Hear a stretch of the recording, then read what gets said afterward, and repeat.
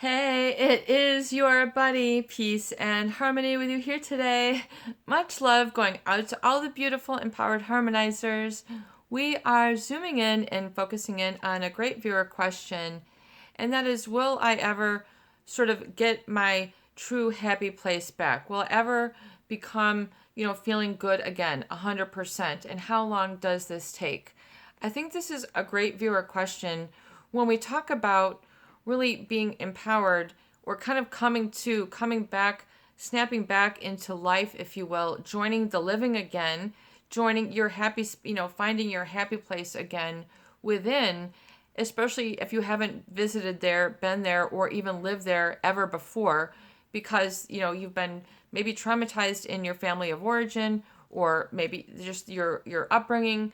I'm not sure where, you've encountered this, and then your happy place was sort of removed from you, made out of reach. That sort of out of reach feeling, I think, is a really great place to start, because oftentimes people do feel that their happiness is out of reach, their serenity is out of reach, their trust in life is out of reach. They don't have trust in themselves. They don't even know what trust is anymore. It's difficult for them to speak. They feel like they can't trust others. They're not good communicators. I'm afraid I won't say the right thing. I won't say, they have all this fear.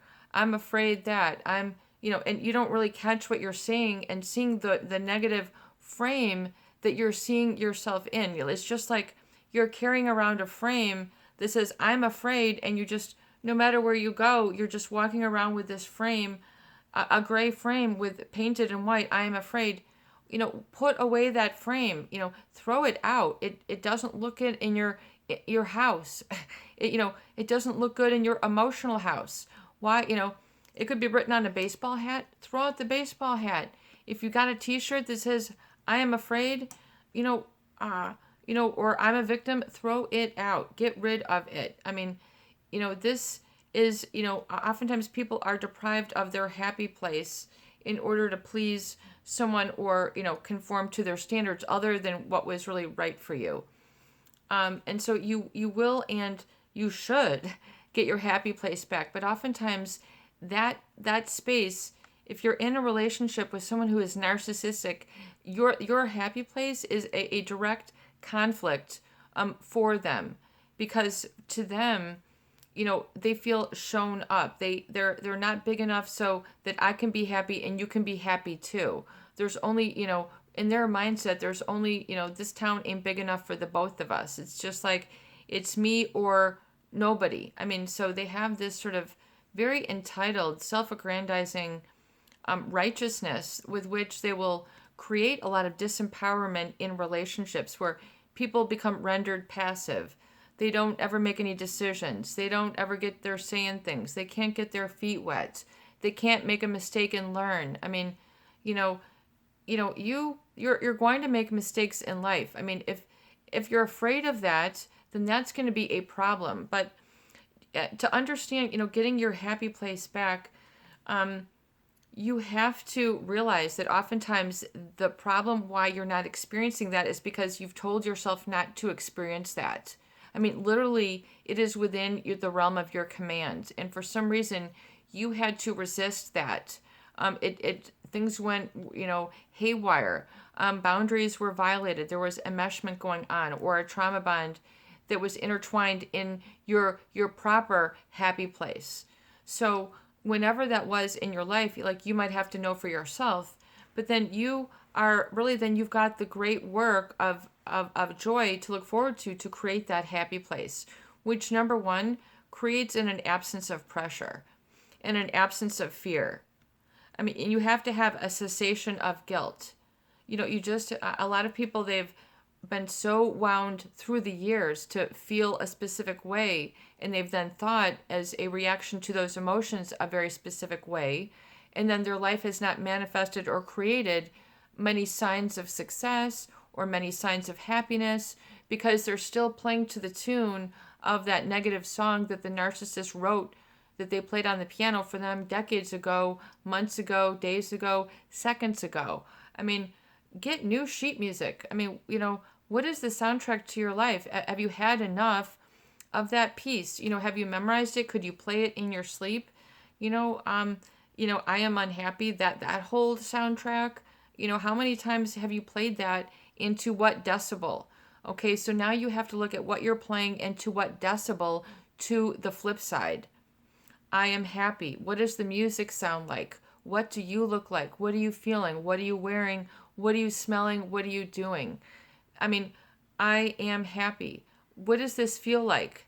I mean, do you feel goosebumps? Do you feel still?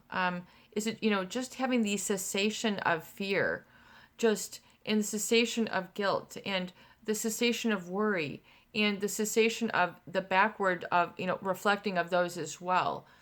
Because you're still then dancing to the tune of I am small, I am not enough, I am unstable, I am unworthy. You're dancing to someone else's tune.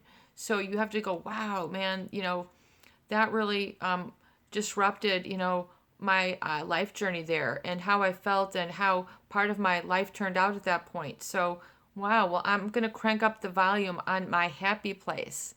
And that is, included with boundaries and standards and a lot of other great amenities. That is grounded in oftentimes in earned trust and good planning made over consistency and repetition and experience with consistency will go to create that happy place. But you have to you have to call up and you have to schedule happy place. You have to give yourself that and know what that is and be able to feel that and then rehearse and rememorize your happy place. And Dr. David Hawkins in his book Letting Go, Pathway, he's a great psychologist, heavy read. You can pick it up, but he talks about this as a type of displacement. And so when you've displaced someone's anger within you, you've basically been like, yep, bring the anger boat on in over here. I've got the Dewey, the buoy, I've got the rope. You've shown me the ropes. Let's bring that boat of anger right in. Oh, we're tying it up. Yep, I can see it every day I wake up. It's going to be harbored right there. Done a great job. Do you see what ends up happening? People unconsciously end up tying a boat of anger to their own shore, if you will. So don't do that. Flip that around, as Dr. David Hawkins would say. What is the opposite of that? If you were tying the boat of happiness up to your shore, what would it look like, feel like? What would you feel like, smell like? What would you be wearing? What would you be doing? What is that for you? Oftentimes people are so ashamed. Oh, it's too simple. I just want to bake some chocolate chip cookies. Well, amen. Then go. That's a great place to start. What is your happy place? And then write like 1 through 20. Right now, if you can put a big, light on it, my happy place is, and what am I seeing, feeling, doing, wearing, smelling, hearing on all your senses, and then, all your 5 senses, and then your 6th sense. What is my higher awareness, my higher self doing as well? And, Dr. Hawkins, he talks about displacement, basically, if situations don't make you angry, you make yourself angry. Situations aren't fearful, you make yourself fearful. So in other words, what you are experiencing is under your control. Narcissists oftentimes don't want you to see that, feel that, know that. If so, oftentimes you won't be able to stick around because, everything has to comply to their needs. So if you're in more of a fair or balanced relationship, then it's going to need to be a little bit more open for you to get yourself into a happy space. So you have to be able to ignite that within and know what that is. Even though it's a guilty pleasure, my happy place is. Even though no one has really supported me on this before, my happy place is. Even though I've been criticized for this, my happy place truly resides here. And you can put these on the top of one page. It'll help you to loosen up your thinking and help you to think outside of the box. Even though, I've been scolded, and I've received a lot of negative feedback that I'm not good enough, that I'm stupid, slow, whatever, or that I was betrayed and that I had a feeling of defeat and hurt that was fostered for a long period of time. Even though that was fostered, my happy place is, even though I had hurt for 2 decades, even, despite my hurt for 2 decades, my happy place is. And you see, you can and then ask yourself this. And then you really need to get a notebook. I mean, I'm a big advocate of notebooks and appointment books. And we're a lot of people will use their electronic devices. I stick with the paper because you can feel it. Oh, it feels so nice. You can touch it. Oh, yeah. And then you develop sort of a deeper bond with a book than a deeper bond with like a device. You can make little notes. You develop a connection with the book. So I definitely recommend having a notebook, actual paper and pen, as well as for these type of exercises. And I also recommend having a actual paper calendar where you can set up your appointments and schedule your recovery dates. Schedule your emotements, your appointments with yourself where you want to experience a specific set emotion for a sustained period of time and use that as a discipline. So I do recommend those tools so that you are not forgetting to schedule in your prosperity, schedule in your creativity, schedule in your curiosity, schedule in your chill time, schedule in your whatever time, whatever is uplifting and enriching for you, you need to go and seek it. Maybe you start taking a workshop or listening to podcasts or, other things. You become a movie buff. I mean, certain things that you want to develop interest for yourself. But like David Hawkins is saying though, and really important is that, angry people will then make the situation angry. So in other words, you're displacing it. You're taking it from an event outside of yourself, and then you are angry or you are hurt because of it. So, being hurt is a choice. And so you really have to say, well, that was hurtful, but I choose not to be wounded by this. I choose not to be negatively altered by this. I choose not to be adversely affected because of this. And then forgive the source and let them go. I mean, just that they are who they are. What happened has happened. You cannot change that, but you can understand what and have gratitude for what you have in the present, and have gratitude for what you have, and look onto that with a positive, and then build that up as if you are putty in your own hands. And so, but more with the displacement. So if you have social anxiety, for example, it's not so much that the situation has anxiety in it, you are feeling anxious.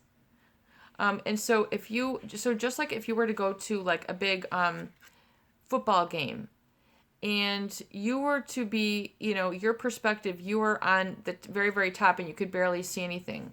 That would be your perspective. I'm on top, I can barely see anything. But if you were to change your seat to be right up on, on the first, line or whatever, on, row 1, seat 3, you'd say, this is awesome seats. I can see everything. So you need to change your emotional seat. You need to change your perspective. I'm not going for those nosebleed seats anymore. Those were terrible. I want it up front. So you need to say, I'm moving my perspective. I'm getting up front. I want a better view of life. And, select that for yourself. Make that a choice. Rather than, because you have power over your perspective. But oftentimes a narcissist will sort of paint that very negative reflection back as part of that manipulation. So be able to sort of take that down and change your perspective. So in other words, do not bring anxiety into a situation. Do not bring fear into a situation. If there's a situation that causes you fear, you are then putting fear into the situation. So let's take fear out of the equation. And let's take fear out. Is there a specific then, what is the absence of fear for, and then you have to look at the absence then of fear. And removing, and you might need to then remove some relationships or some specific behaviors from your life. But in everyday ordinary situations where you want to enter into and not have anxiety, then you need to declare, I don't have anxiety. I am anxiety free. And that is okay now. That is appropriate for the situation. And that is okay. And I'm bringing my stability into this situation, and I will just remain stable no matter what. I will remain feeling positive or okay no matter what. I will keep myself in check, and that is all that matters. So having that level of responsibility and accountability and then loving it, some people are not used to having that sort of authority over themselves. And sometimes people don't want that authority right away. They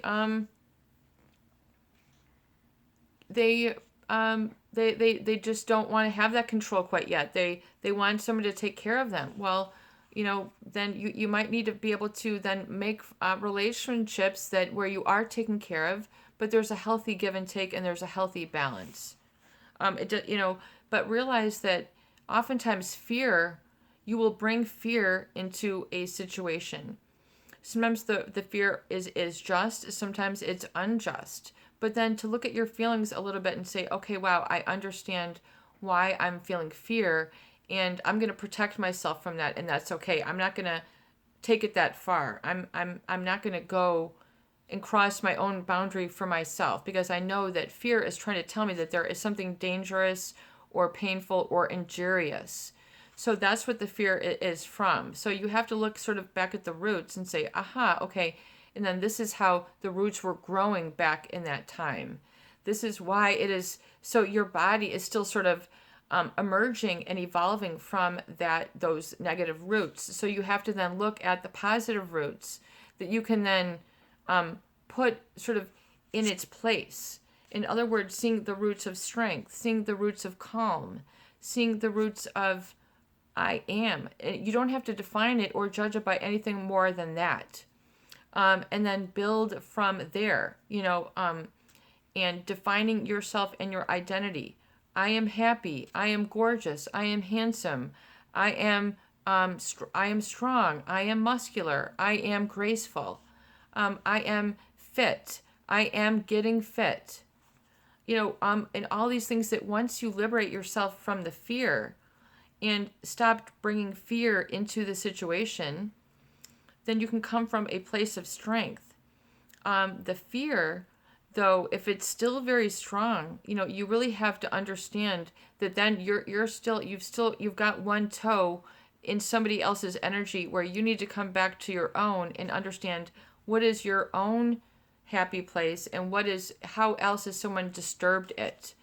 And realize where that sort of emotional vandalism occurred, and we need to go in there and fix that up, and just do some patchwork and sort of recovery, meaning I am okay in the situation. I am strong. I have free will in this situation.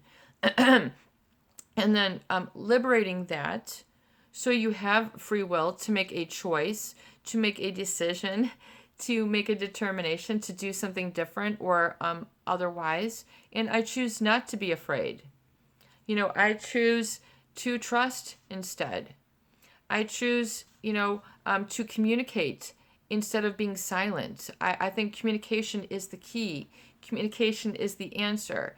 Communication will bring back the joy. Communication will bring back the warmth, or I need to go in this direction instead. So it'll help you then, I bring happiness into this situation. I bring content. I bring peace. I bring neutrality. I bring creativity. I bring stillness. I bring serenity. I bring comfort. I bring joy. I bring good feelings. And then begin to affirm what you bring. I am bringing it on. And this has to just be for one, a serving for one. I mean, you don't have to put on a big banquet for 30 people and start getting, 30 pounds of spaghetti going and 14 jars of sauce because you have to do this for all. This is for you. I mean, this is to be done for you. So you need to serve it up and treat yourself with this slice by slice, decision by decision, moment by moment. And because a lot of people then they don't understand, they think that they, big changes make drastic. I mean, I can, it's these mini decisions, mini and micro decisions, but you have to be willing to give that to yourself to see it grow. And it has to have the boundaries and standards and define what that really means for you. A better boundary for me, peace and harmony, would be this. A better standard for me, peace and harmony, would be this. What is a better boundary for you now? Write out 1 through 20 and write out what is a better boundary. Likewise, same thing was, what is a better standard for me now? 1 through 20. And then be willing to work towards those. I mean, you have to then develop a vision for yourself that you enforce, that you like and enjoy, that has that juice, that whatever it is, that you can then own. And oftentimes you might feel that you're, disappointing or you're not able to please somebody. In other words, it's okay that you're different. It's okay to not be the person the abuser wants you to be. It's okay that you are different than that. So you have to kind of own that. Like, it's okay for me to do this my way and to think differently. It's okay that I think differently from others. So what? That is okay. Oftentimes, if you didn't conform to an abuser, you were not okay. So do you see where the source of your non-okayness would begin? And you have to understand, put on a better record, begin to rewrite that, even write in step by step, even, going back, instead of shame, I have confidence. Instead of shame, I have contentment. Instead of shame, I have integrity. Instead of shame, I have honesty. Instead of shame, I have peace. Instead of shame, I have, instead of shame, I have flow. Instead of shame, I have prosperity. Instead of shame, I have success. Instead of shame, I have happiness. Instead of anxiety, I have productivity. Instead of fear, I have self-protection. Instead of fear, I am supported. Instead of fear, I am supporting myself. And so it is. I am strong enough, and I give myself that strength. And then you continue to re-coach and sort of re-groom yourself from the inside. It's so important. I mean, and inhabit that, because oftentimes life was almost made inhabitable for a lot of people. It was intolerable. They could not thrive, or what happened was so drastic that it has been an alter. They need to alter from that. So you can alchemize, you can change, you have the power. It resides within you. You have the magic wand. You do have that. And you must have belief, and you must have faith, and emerge from the darkness. Whatever that darkness is for you, emerging from the darkness for me means, write it out, a small paragraph. It means going out for a walk. Whoa, we just found the answer. Whoa, crowds are cheering. What is the answer for you? Emerging from because it's each and different for each person. Everybody is different.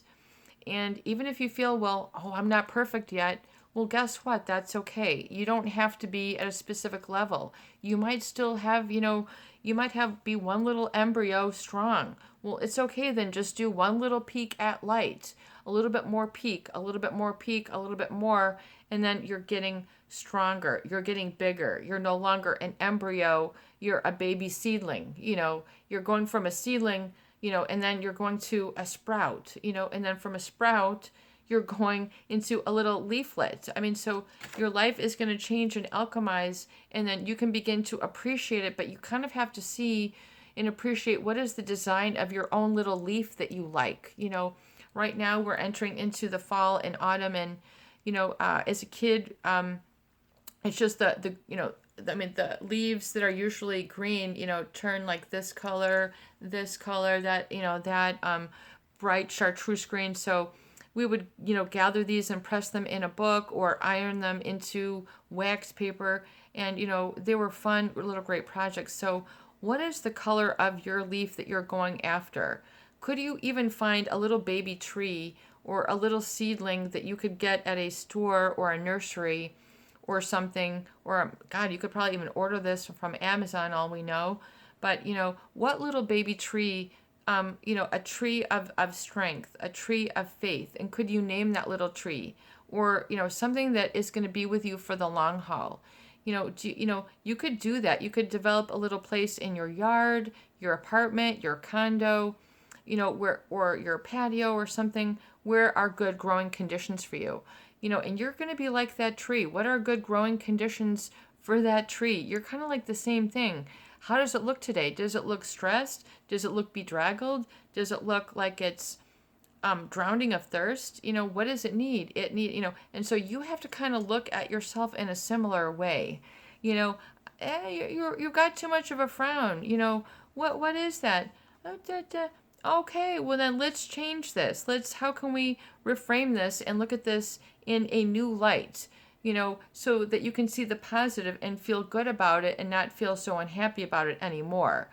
I am grateful at least that I have this, or, developing gratitude in the place and finding what's unhappy and then changing it so you don't continue to repeat a unhappy routine or an unhappy pattern. So, and find active ways to better develop self-consideration in those tough moments. So you can bring, determination into that situation. You can bring calm intensity into that situation. You can bring leverage and balance into that situation, namely over yourself. And so, that's going to be a real good gift for you if when you do that sort of exercise, and begin to realize that you want a better seat. If you find yourself not liking your perspective, say, you know what, I want a better seat. I want to change perspectives. I'm going to go down to that row 1 seat right now, and then get that happiness back. Make it a choice. This is your buddy, Peace and Harmony, with you here today. And I hope that these videos do help. Please share, please subscribe, and for goodness sake, please donate for more great tools, videos, discussion, and support. Peace in, peace out, peace be with you, and peace will surround you. Have a beautiful day.